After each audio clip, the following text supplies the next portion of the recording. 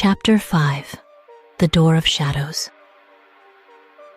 The next morning, the air was crisp, and the first rays of sunlight filtered through the trees, bathing Willow Creek in a golden glow. Ava stood on her porch, staring at the key she had retrieved from the well the night before. It felt heavy in her hand, not just physically, but with the weight of the secrets it held. She heard footsteps approaching and looked up to see Ethan walking down the gravel path toward her cottage. He looked tired, as if he hadn't slept at all. His eyes met hers, and for a moment, they shared an unspoken understanding. Today would be different. Today, they would confront whatever lay behind that mysterious door. "Are you ready?" Ethan asked as he reached the steps, his voice quiet. Ava nodded, tucking the key into her pocket. "As ready as I'll ever be." Ethan handed her a small map, its edges worn from frequent use. Ava unfolded it, her eyes scanning the markings.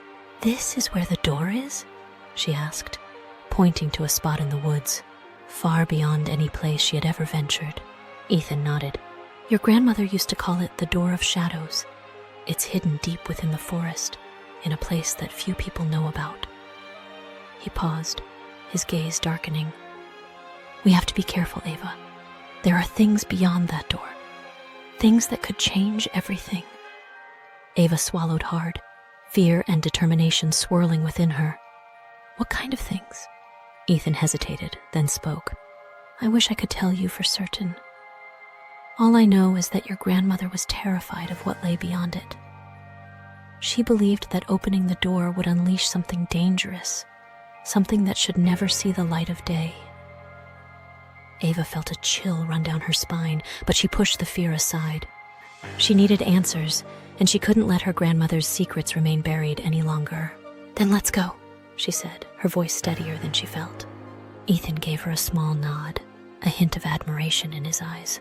Together, they set off, making their way through the winding streets of Willow Creek and toward the forest. As they entered the woods, the air grew cooler, the sunlight barely breaking through the thick canopy above. The forest felt different today, more alive, as if it was watching them.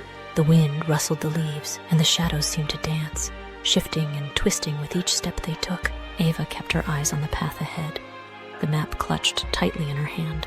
After what felt like hours, they reached a small clearing.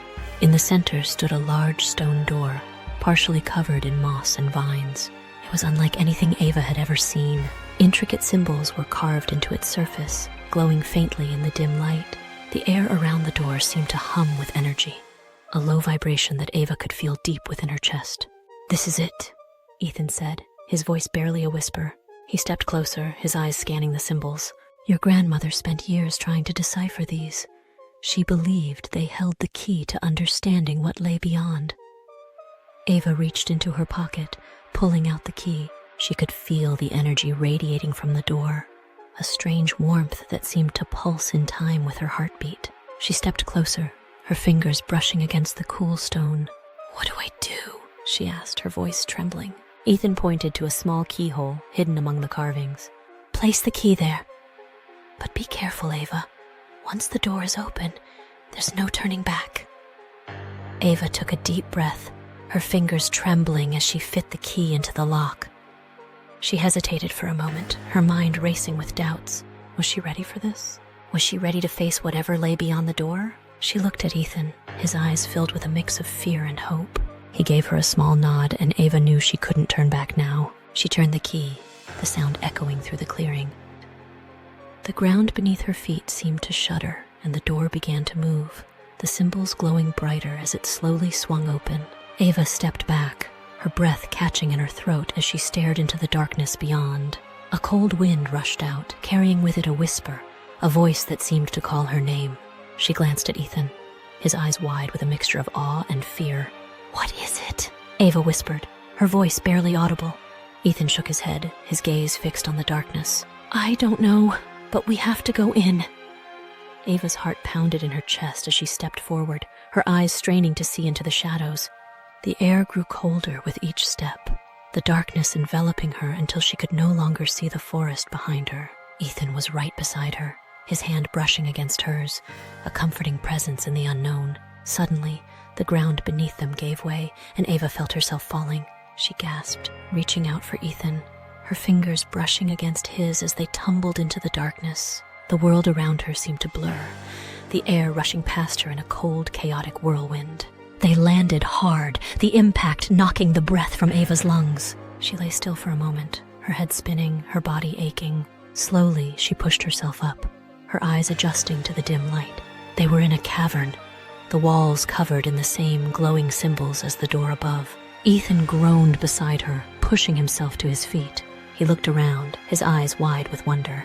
This is what your grandmother was protecting," he said, his voice filled with awe. "Ava, do you see it?" Ava turned, her eyes widening as she took in the sight before her. In the center of the cavern stood a large stone pedestal, and atop it was a crystal, glowing with an otherworldly light.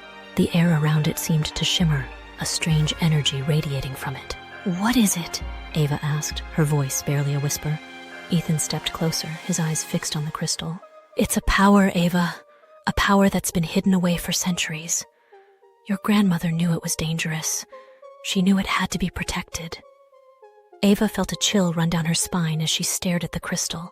It was beautiful, but there was something about it, something that filled her with a sense of dread. She took a step back, her heart pounding in her chest.